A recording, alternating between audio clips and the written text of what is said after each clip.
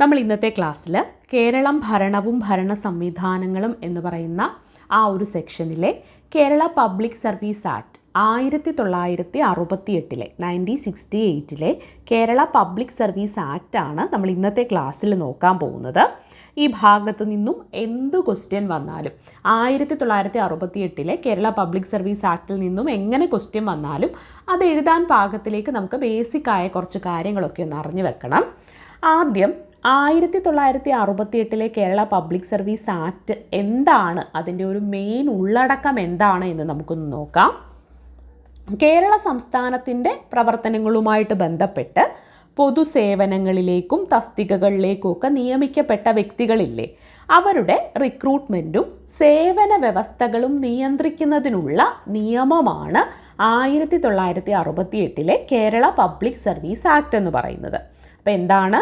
കേരള സംസ്ഥാനത്തിൻ്റെ പ്രവർത്തനങ്ങളുമായിട്ട് ബന്ധപ്പെട്ട പൊതുസേവനങ്ങളിലേക്കും തസ്തികകളിലേക്കും ഒക്കെ നിയമിക്കപ്പെട്ട വ്യക്തികളുടെ റിക്രൂട്ട്മെൻറ്റും സേവന വ്യവസ്ഥകളും നിയന്ത്രിക്കുന്നതിനുള്ള നിയമമാണ് 1968 കേരള പബ്ലിക് സർവീസ് ആക്ട് എന്ന കാര്യം എന്ത് ചെയ്യുക, നിങ്ങളൊന്ന് പഠിച്ചു വെക്കുക. ഈ നിയമം നിലവിൽ വന്നതെന്നാണ്, ഇങ്ങനെ ഒരു ക്വസ്റ്റ്യൻ ആയിരിക്കും നമ്മളോട് ചിലപ്പോൾ ചോദിക്കുന്നത്. കേരള പബ്ലിക് സർവീസ് ആക്ട് നിലവിൽ വന്നതെന്ന് എന്ന് ചോദിച്ചാൽ 1968 September 17 Kerala public service act നിലവിൽ വന്നത് എന്നാണ്. 1968 September 17 Kerala public service act നിലവിൽ വന്നത്. ആ കാര്യം ക്ലിയർ ആയോ? 1968 September 17 Kerala public service act നിലവിൽ വന്നത്.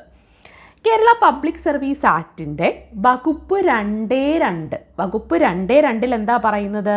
കേരള പബ്ലിക് സർവീസ് ആക്ടിൻ്റെ വകുപ്പ് 2.2 പറയുന്നത്, ഈ ഒരു നിയമപ്രകാരം എന്താണെന്നോ, ഈ വകുപ്പിന് കീഴിൽ വരുന്ന എല്ലാ നിയമങ്ങളും നിയമസഭയുടെ മുമ്പാകെ ഒരു സെക്ഷനിലോ അല്ലെങ്കിൽ തുടർച്ചയായിട്ടുള്ള 2 സെക്ഷനുകൾ ഉൾപ്പെടുന്ന 14 ദിവസത്തെ മൊത്തം കാലയളവിൽ സ്ഥാപിക്കേണ്ടതാണെന്നാണ്.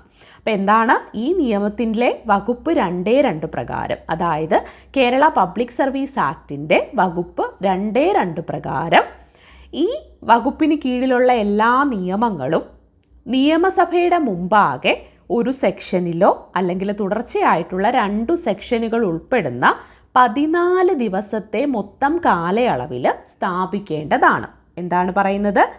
ഈ നിയമത്തിലെ വകുപ്പ് 2.2 പ്രകാരം ഈ വകുപ്പിന് കീഴിലുള്ള എല്ലാ നിയമങ്ങളും നിയമസഭയുടെ മുമ്പാകെ ഒരു സെക്ഷനിലോ അല്ലെങ്കിൽ തുടർച്ചയായിട്ടുള്ള 2 സെക്ഷനുകൾ ഉൾപ്പെടുന്ന 14 ദിവസത്തെ മൊത്തം കാലയളവിലോ സ്ഥാപിക്കേണ്ടതാണ് എന്നാണ് കേരള പബ്ലിക് സർവീസ് ആക്ട് 1968 വകുപ്പ് 2.2 പ്രകാരം പറയുന്നത്.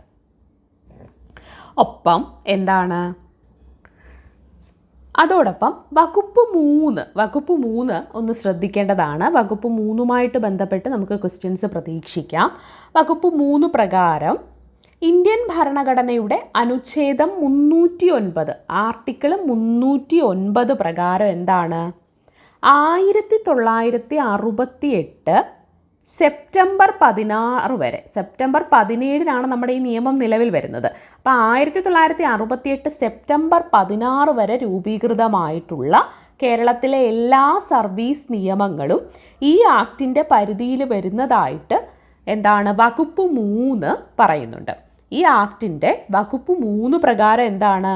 ഇന്ത്യൻ ഭരണഘടനയുടെ അനുച്ഛേദം 309 ആർട്ടിക്കിൾ 309 പ്രകാരം 1968 സെപ്റ്റംബർ 16 അതായത് ഈ നിയമം നിലവിൽ വന്നത് 1968 സെപ്റ്റംബർ 17 അതിൻ്റെ തൊട്ട് തലേ ദിവസം 1968 സെപ്റ്റംബർ 16 വരെയുള്ള കേരളത്തിലെ എല്ലാ സർവീസ് നിയമങ്ങളും ഈ ആക്ടിൻ്റെ പരിധിയിൽ വരുന്നതായിട്ട് വ്യവസ്ഥ ചെയ്യുന്നത് എന്താണ്? കേരള പബ്ലിക് സർവീസ് ആക്ടിലെ വകുപ്പ് 3 വകുപ്പ് 2.2 പറയുന്നത്, വകുപ്പ് 2.2 വകുപ്പ് 3 നമുക്ക് ഇമ്പോർട്ടൻ്റ് ആണ്. അതിൽ വകുപ്പ് 2.2 പറയുന്നത് എന്താ? ഈ വകുപ്പിന് കീഴിലുള്ള എല്ലാ നിയമങ്ങളും നിയമസഭയുടെ മുമ്പാകെ ഒരു സെക്ഷനിലോ അല്ലെങ്കിൽ തുടർച്ചയായിട്ടുള്ള 2 സെക്ഷനുകൾ ഉൾപ്പെടുന്ന 14 ദിവസത്തെ മൊത്തം കാലയളവിൽ എന്താണ് സ്ഥാപിക്കേണ്ടതാണെന്ന് പറയുന്നുണ്ട്.